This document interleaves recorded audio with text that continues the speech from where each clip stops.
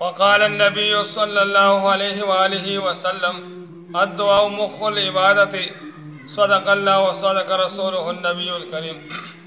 طول أيزان درود شريف اللهم صل على سيدنا محمد وعلى آل سيدنا محمد وبارك وسلم عليه.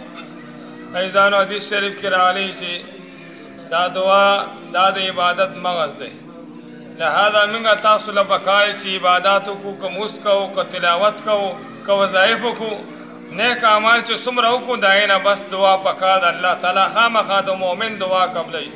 نن زموږ په مشکات شریف سبق کې تیر شو چې الله تعالی نبی علیه السلام فرمایلی چې مؤمن دعا خامخا الله قبلوي، خو یا د هغه دعا ډایرکټ قبول شي یا د هغې په بدل کې الله تعالی هغه ثواب آخرت کې ولیکي، او یا دای چې الله تعالی د باندې یو مصیبت راځي یا مصیبت ته الله لري کړي. لہذا ایزان د دعاګانو ډېر هغه چې د کوشش او محنت پکار چې دعاګانې وکړی شي د امت دپاره د خپلوانو رشته دارانو دپاره.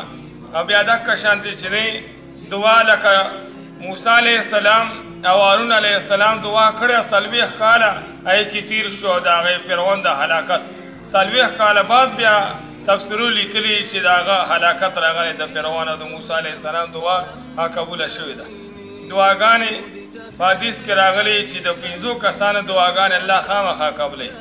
یو د هغې مظلوم دعا الله تعالی خامخا قبلوي. دویم د حاجي صاحب چې هغه د کور نه وځي تر څو پورې واپس کور ته نه راغلی نو الله تعالی د هغه دعا قبلوي. دریم د مجاهد چې د الله په لاره کې جهاد کوي هغه دعا غواړي الله ولا دعا قبلوي. او څلورم نمبر چې دی هغه بیمار دی، بیمار هغه چې دعا غواړي تر هغې پورې حتی یبره تر هغې پورې چې هغه جوړ شي نو الله تعالی د هغې پورې د هغه دعاګانې قبلوي. د غایب دپاره چې دعا وغواړي نو الله تعالی ولا دعا قبلوي. لہذا چې څومره مسافر دی هغې چې څومره چا دپاره دعا غواړي نو الله تعالی ولا دعا قبلوي. منګه تاسو له پکار چې خامخا موس پسې تلاوت پسې نیکو اعمالو پسې دعاګانې کوو. د خیرونه هر قسمه هېڅ به دی چې څه ټیم الله تعالی دعا قبلوي. د خیرونه ځان بچ ساتو او جمعې په ورځ کې وایي داسې یو وخت دی چې الله تعالی کې دعا خامخا قبلوي.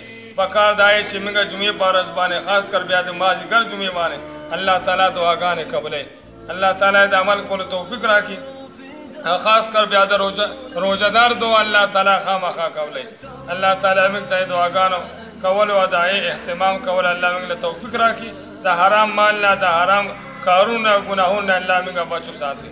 الله تعالی موږ ټولو ته دې ټولو چې دا نیک اعمال څومره کوو الله تعالی دا رانه کوونکي چې څومره خلک زموږ دا ویډیو ګوري څوک یې عمل کوي څوک یې نورو ته رسوي ټول الله جزای خیر ورکړي. السلام علیکم.